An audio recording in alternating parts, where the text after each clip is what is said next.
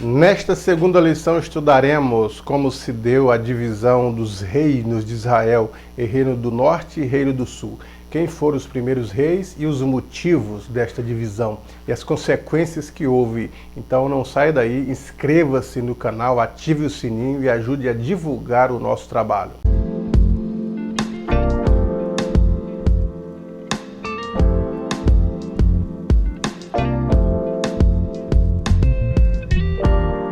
A lição de hoje é a lição de número 2, datada do dia 11 de julho de 2021. E o título da lição é O Reino Dividido, Jeroboão e Roboão. O texto áureo está em Provérbios 19, 21.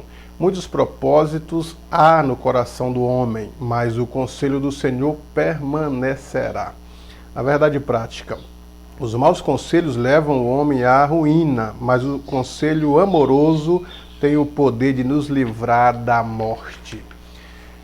Nesta segunda lição, uma lição histórica falando do período histórico de Israel, e os livros históricos da Bíblia, ele começa em Josué, Juízes, Ruth, 1º e 2º Samuel, 1ª e 2ª Reis, 1ª e 2ª Crônicas, Esdra, Neemias e Esther. São os chamados livros históricos. Então, dentro dessa historicidade da história de Israel, nós vamos falar do livro de Reis, que é onde começa a monarquia. Nós observamos e aprendemos que o primeiro rei de Israel, ele é Saul, e reinou 40 anos em todo o território de Israel. O segundo rei é Davi, um dos reis mais conhecidos e com grandes proezas, hoje um rei bem popular em Israel, bem conhecido, bem estudado, e também 40 anos de reinado em todo o território de Israel. E depois de Davi, veio o filho de Davi, que é Salomão. Salomão, com toda a sua glória, todo o seu poder, também reinou 40 anos. Mas o reino de Salomão, para que ele tivesse todo o esplendor da sua glória, das riquezas e etc., algumas coisas deixaram o povo descontente. É o que esta lição trata, do descontentamento do povo de Israel em detrimento às atitudes e ações de Salomão durante o seu reinado. Ainda no reinado de Salomão, ele começou a introduzir o sincretismo religioso em Israel. O que é o sincretismo religioso? Israel é uma religião judaica que era monoteísta, ou são monoteístas, adoram somente a um Deus. E de repente, com os acordos de Salomão, os acordos políticos, porque naquele período os acordos eram feitos pelo casamento. Então, se Salomão quisesse acordos políticos com o Egito, tanto na questão do comércio, quanto na questão militar, e dentre outras, ele deveria fazer um acordo. E o acordo era o casamento com a princesa daquele país. E Salomão foi então fazendo acordo com todos os países e trouxe essas princesas dentro do seu casamento para Israel. E estas mulheres que vinham de outras culturas e outras religiões trouxeram para Israel o entendimento de outras religiões, que é chamado de politeísmo, e fez com que Israel viesse a se prostrar diante de outros deuses, que não fosse o Deus verdadeiro, o Deus Jeová, o Deus dos judeus, de Abraão, de Isaac e de Jacó. E eles começaram a se prostrar diante de Baal e de tantos outros deuses que as mulheres de Salomão trouxeram e fizeram com que ele se tornasse maleável e aceitasse esse tipo de adoração. Israel então começou a ser um país do sincretismo, do politeísmo. E isso não agradou a Deus, porque o pecado que deixa Deus irado é o pecado da idolatria. Deus, ele não aceita, não comunga, a Bíblia diz, ele não dá a sua glória a outro. Então isso fez com que a ira de Deus fosse despertada em meio a Israel. É o pecado da idolatria, porque Deus fez o ser humano inteligente, corpo, alma e espírito totalmente inteligente. E esse homem, com toda essa sua inteligência, conhecimento e sabedoria, vira prostrar-se diante de deuses que nada são, que nada entendem, que nada fazem, dizendo que esse é o seu Deus verdadeiro. Isso causa a ira de Deus, porque o homem deveria ter pelo menos um pouco de inteligência e perceber que deuses mortos não fazem nada por nós. Então isso causa a ira de Deus. E devido a isso, um profeta Israel encontrou Jeroboão. Jeroboão, ele era chefe dos servos de Salomão, trabalhava no palácio real juntamente com Salomão, muito querido, muito popular. E o profeta pegou um manto de Jeroboão e rasgou em 12 partes, 12 pedaços de panos.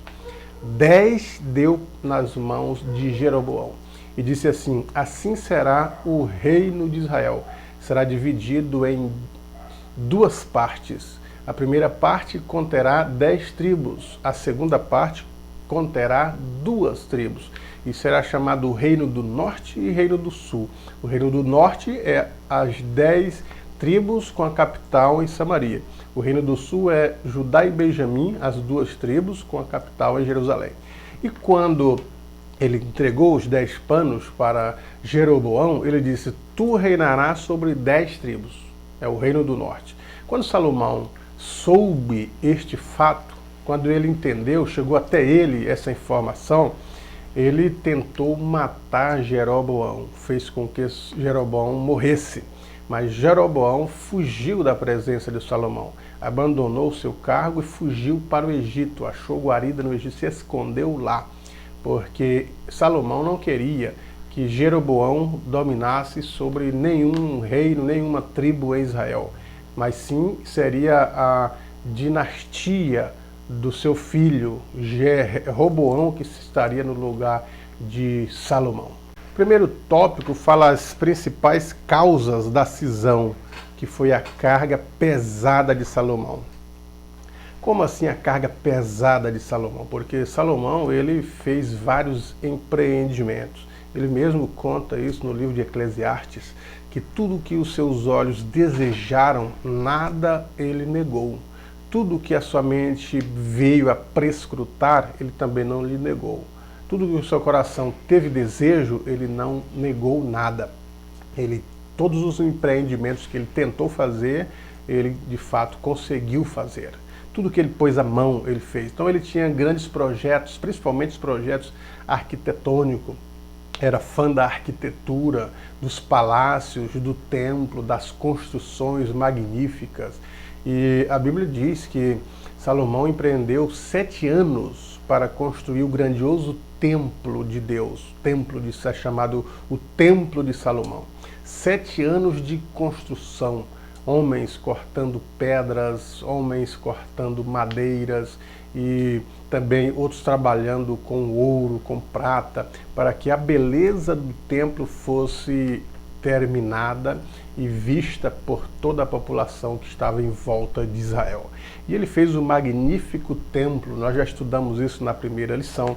Se você ainda não assistiu à primeira aula, que falo mais detalhes sobre este templo, assista a primeira aula, a lição de número 1, e você vai ver os detalhes do templo de Salomão. E depois do templo que ele fez ao Senhor Deus, ele gastou 14 anos para fazer o seu palácio. E este palácio era magnífico, palácio como nenhum outro haveria. 14 anos de trabalhos, fazendo todas as construções com os seus servos, trabalhando com prata, com ouro, com madeiras. No seu palácio, Salomão construiu piscinas naturais. No seu palácio, Salomão construiu ao seu redor bosques, pomares e etc. Uma obra magnífica, uma obra grandiosa que demorou tempo, que levou muito tempo, que levou demandas de trabalhos, vários trabalhadores trabalhando e também muitos gastos, além do gasto do Palácio de Salomão, que aprendemos também na primeira aula que a sua porção diária, o almoço diário de Salomão eram 30 vacas, 20 gordas e 10 magras, e dentre 100 carneiros, mais as farinhas, as aves e tantas outras que faziam parte da sua refeição diária para alimentar todos os que trabalhavam na nobreza. E com isso demandavam gastos. Outros empreendimentos que ele fez também, ele teve que cobrar altos impostos para ter o luxo do palácio, para ter o sustento do seu reino. para que ele tivesse todas essas questões, ele deveria implantar impostos. E as pessoas, além de pagar altos impostos, altas taxas de impostos para o sustento do reinado de Salomão, do palácio dele, também deveria pegar mão de obras. E Salomão então escolheu as 10 tribos, porque a tribo de Judá e Benjamim, elas trabalhavam junto com ele no palácio, estavam mais diretamente ligadas à governabilidade de Salomão. Mas as outras 10 tribos, elas estavam ligadas indiretamente, cortando pedras, cortando madeiras, os trabalhos braçais. A arqueologia recentemente achou só uma pedra que foi usada numa das paredes do Templo de Salomão, que pesava 450 toneladas, só uma pedra lavrada. Agora imagine naquele período que tudo era braçal, manual, as indústrias, a tecnologia, a ciência não estava avançada tanto quanto na atualidade, que esses homens deveriam erguer pedras sobre pedras com este peso, com esta dimensão.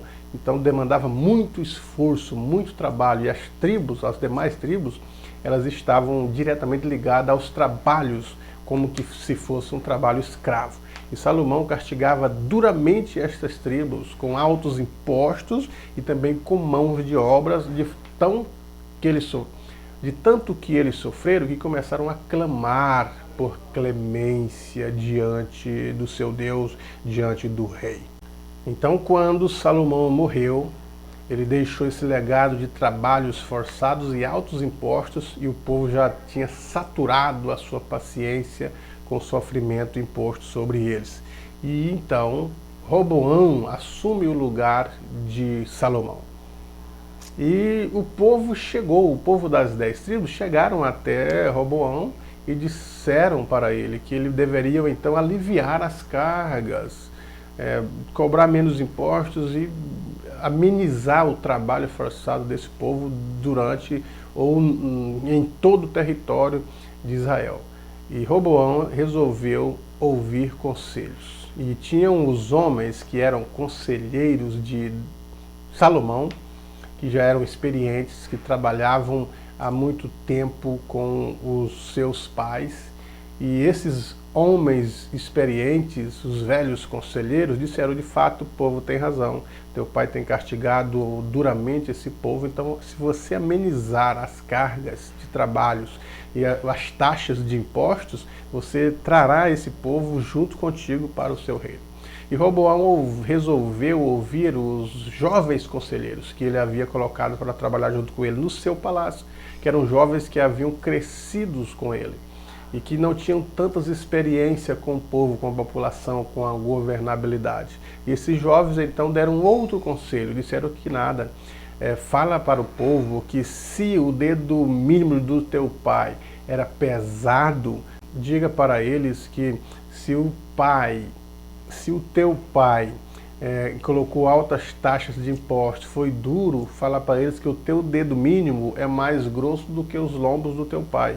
Isto é, nós vamos dobrar as cargas, vamos dobrar as taxas, vamos dobrar as cobranças. Se eles foram castigados com vara, serão castigados com escorpiões, que é uma espécie de açoite mais duro, mais ácido para com os trabalhadores. E então Roboão ouviu o conselho dos mais jovens. E quando nós olhamos para esse texto, nós vamos tirar lições, que os conselhos eles devem ser de boa forma, e os conselhos devem ser debaixo do temor de Deus, debaixo da realidade, e nós devemos ouvir os bons conselhos.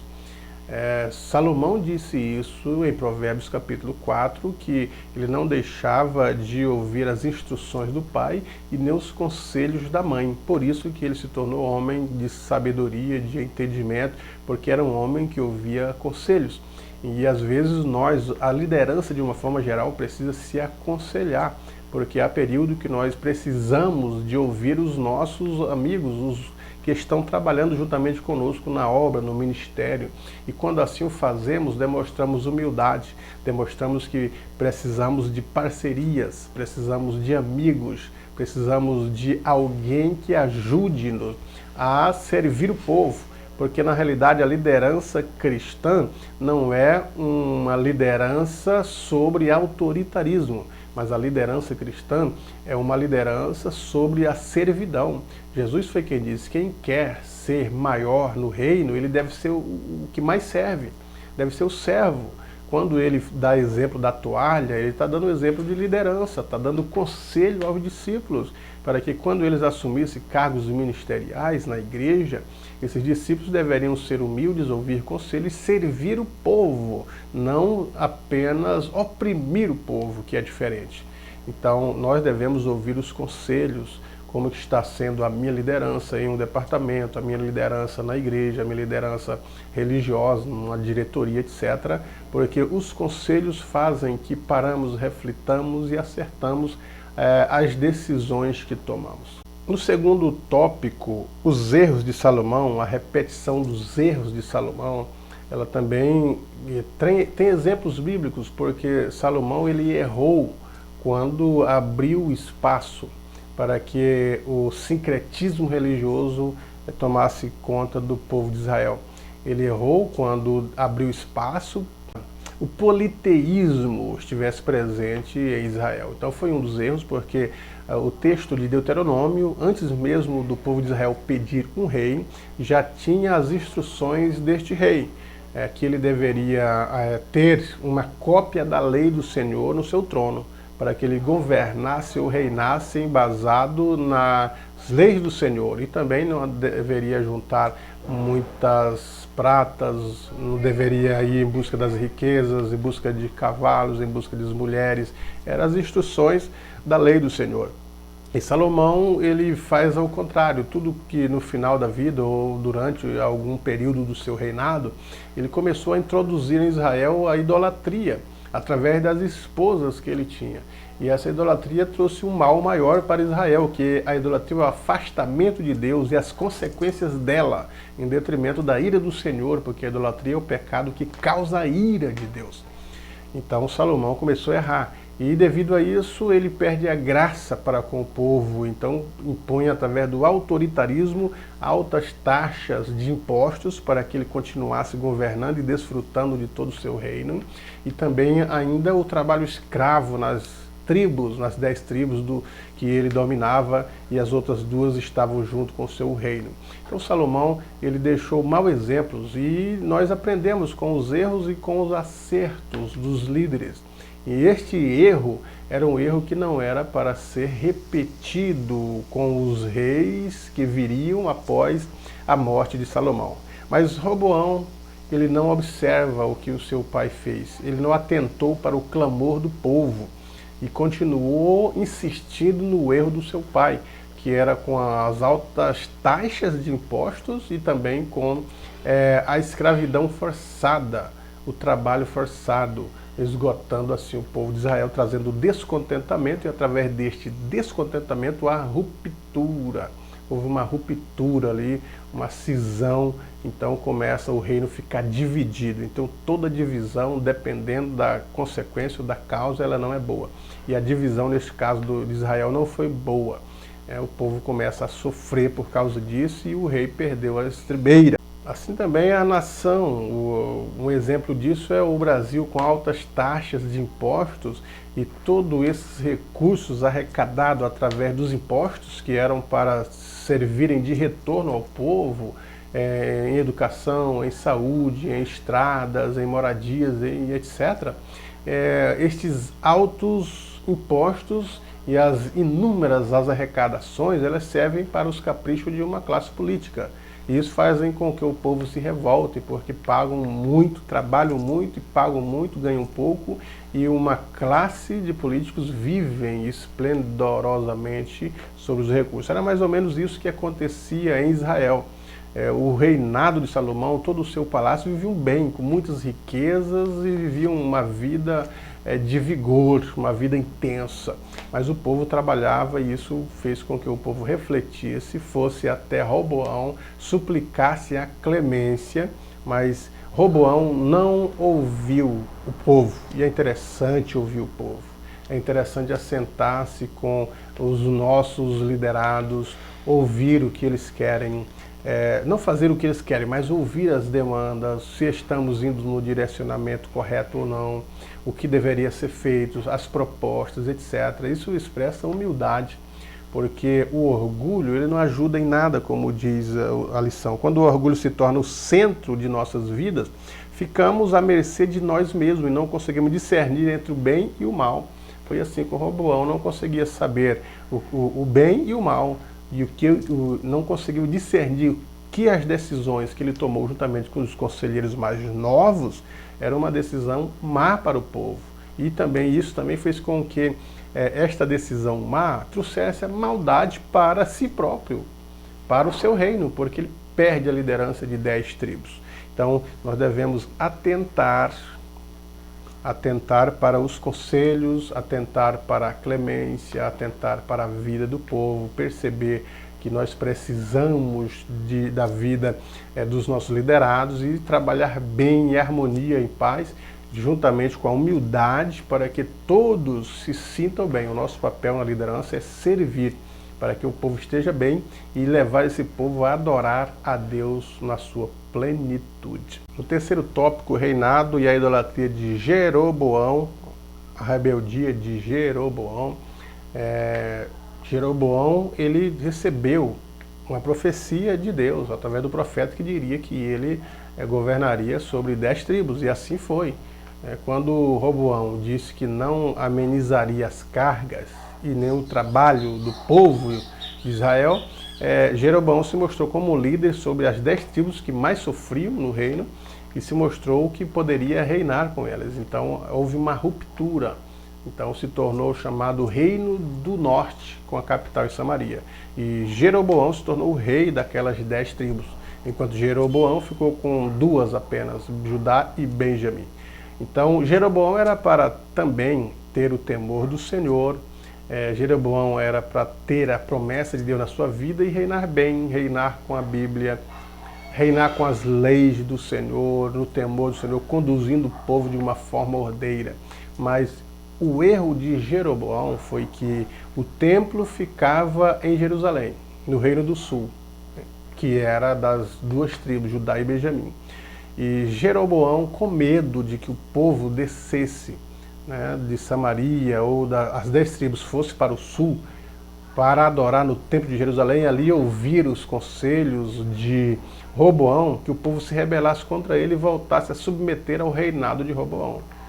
E com isso ele fez 2 bezerros de ouros para que o povo adorasse, e ele fez então 2 bezerros de ouro, colocou um em Dan e outro em Betel, e disse para o povo: vocês não precisam ir para Jerusalém adorar, podem adorar em Dan e em Betel. E as 10 tribos então foram adorar este bezerro de ouro que Roboão fez. Então são 2 lições que nós temos aqui. A primeira é que ele não confiou na palavra do Senhor, no conselho do Senhor. Então uma liderança que é desconfiada, uma liderança que não tem certeza da sua administração, que não se garante diante da sua liderança, é uma liderança fracassada. Nós não podemos viver uma liderança em que estamos desconfiados com os nossos liderados, dizendo que não temos domínio sobre eles e que se eles saírem do nosso redil, podem ser tragados por outras lideranças. Essa é uma incerteza. E o líder que tem certeza do seu papel, que trabalha bem diante de Deus, ele não teme. Ele sabe que ele é o líder e que o líder vai seguir os seus conselhos, se de fato ele é um líder que serve a Deus e que coloca em punho a Bíblia Sagrada para administrar os seus liderados. Então não temer, não ter essa confiança, viver nessa fragilidade é perigoso, como no caso de Jeroboão. E o segundo erro foi trazer a idolatria, erros que Salomão já haviam cometido e que ele ouviu do profeta, e agora ele repete a idolatria, fazendo bezerros de ouros, outra causa que trouxe a sua ruína do reinado. Então ele começa a pecar e a se distanciar de Deus e a perder a sua liderança a partir do momento que ele introduz a idolatria em Dan e em Betel. Então esses foram os fracassos da vida de Jeroboão. E essa atitude idólatra de Jeroboão causou o castigo divino. Deus, então, ele castiga todos aqueles que fazem a idolatria. Observe que quando Moisés subiu ao monte, que fizeram o bezerro de ouro, uma ideia do boi Apis no Egito, os egípcios adoravam boi Apis, que era o deus protetor das criaturas, do gado, dos animais. E o povo de Israel já sabia disso, mas quando chegaram no deserto, que Moisés estava 40 dias nas montanhas, fizeram um bezerro de ouro para si, constrangeram Arão a fazer e começaram a adorar, dizendo: esse é o nosso Deus que nos tirou da terra do Egito.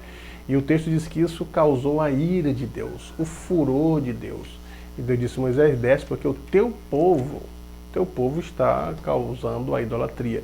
E tanto Deus quanto Moisés ficaram enfurecidos por causa da insanidade do povo, de pegar um objeto inanimado e acreditar a eles a glória, acreditar a ele o milagre, as maravilhas. E isso é uma insanidade quando você pega um pedaço de pau, um pedaço de pedra, um pedaço de gesso ou qualquer outro objeto, são objetos inanimados, e você diz: esse é o meu Deus que me livrou, que eu vou orar, que eu vou pedir e ele vai agir. E a Bíblia diz que esses deuses feitos de pau, de pedra, de prata, de ouro, de gesso, eles não falam, não ouvem, não agem, nem som algum sai da sua garganta. Então são enganos. E então Moisés, através das palavras de Deus, fez com que todos aqueles que estavam envolvidos com a idolatria morressem à espada. Foi uma consequência do erro drástico da idolatria daquele povo. Então toda idolatria ela tem um castigo. E no caso de Jeroboão também não foi diferente. No caso de Salomão também não foi diferente. Houve o castigo advindo de Deus para todo Israel por causa das demandas. Nós observamos isso na Bíblia, Deuteronômio 11, 26 a 28, fala do castigo daqueles que cometeriam idolatria, o que causariam para eles. Toda a Bíblia ela está condicionada às bênçãos divinas, está condicionada à nossa fidelidade, condicionada à nossa inteireza de coração para com Deus, à nossa disposição em servi-lo com humildade. Mas a partir do momento que nós se negamos a viver uma vida de fidelidade, de observação com as leis divinas, e voltando as costas para o Criador de todas as coisas e começamos a errar e a pecar, as consequências disso são presentes. No caso de Israel, seriam a ausência das suas terras, a ausência da presença de Deus, o castigo. Eles iriam para fora das suas terras, perderiam as suas terras, seriam dizimados, etc. Seriam os castigos que a própria lei de Moisés estava aconselhando eles a não fazerem tal coisas. E, no entanto, Jeroboão fez todas essas coisas e, por isso, as bênçãos de Deus que eram para estar sobre ele, a partir do profeta que rasgou em 10 pedaços e deu 10 para ele, dizendo, profetizando que ele reinaria sobre 10 tribos, ele perde esta credibilidade como líder, porque ele não se garante como líder eficaz, teme, é uma liderança fragilizada, e com isso introduz a idolatria com o intuito de que o povo ficasse com ele. E a idolatria separa o povo de Deus, e quando há separação de Deus do seu povo, há a fragilidade, há a demanda, há o castigo, há as consequências, a tristeza. E isso veio na vida de Jeroboão juntamente com os seus liderados. Por mais que Jeroboão tentou colocar esses bezerros de ouro em Dan e Betel, como uma ideia falsa, como que se o povo pudesse adorar ali o verdadeiro Deus, e de fato não era uma falsidade religiosa. Assim também as falsas religiões, elas até levam o nome de Deus. As falsas religiões até falam em Deus. Algumas até usam a Bíblia, os falsos enganos, os falsos profetas. É falso por quê? Porque há o verdadeiro. Mas o verdadeiro e o falso, ou aliás, o falso ele tenta imitar o verdadeiro, que é até difícil discernir. Às vezes precisamos do discernimento de espírito para discernir entre o que é verdade, o que é mentira, o que é falso e o que não é. Então nós precisamos estar atento a isso, porque às vezes na atualidade há esse tipo de falsidades, os ensinos falsos, os falsos pastores, os falsos profetas, as falsas religiões, falsas profecias, as falsas profecias e falsas doutrinas, e nós precisamos ter o discernimento de espírito para poder discernir, né, entre o que é certo e entre o que é errado. Então nós chegamos à conclusão dessa lição, dizendo que enquanto Jeroboão praticou a idolatria de forma direta, Roboão se envolveu numa espécie de veneração que, embora oculta aos olhos humanos, produz as mesmas danosas consequências. Os desejos egoístas de Roboão estavam acima da vontade de Deus. O ídolo dele era ele mesmo, sua própria vontade. Quando o crente tem Deus como seu guia, ele não toma conselhos com pessoas que lhe falarão o que ele quer ouvir, mas decidirá por ouvir pessoas que lhe falem a verdade. Os verdadeiros amigos nos falam a verdade. E os nossos amigos são os que mais discordam de nós por serem verdadeiros. Então nós precisamos de pessoas que nos falam a verdade e não aquilo que queremos ouvir. Quando o profeta fala aquilo que o rei quer ouvir, que o líder quer ouvir, é um perigo. Mas quando o profeta fala aquilo que o rei precisa ouvir, que o líder precisa ouvir, que a igreja precisa ouvir, que o pastor fala algo, ensina algo que a igreja precisa aprender, não que fazem com que a igreja viva de uma forma que o pastor tenha o controle, mas a verdade faz com que as pessoas se arrependam e se cheguem a Deus. Portanto, lições de lideranças estão presentes aqui nesta lição. E nós precisamos aprendê-la com humildade e executá-las em nossa vida. Lições de humildade, lições de idolatria, lições de afastamento de Deus, diversas lições temos aqui presente neste texto. Portanto, professor, professora, que você tenha uma boa aula e Deus te abençoe neste domingo.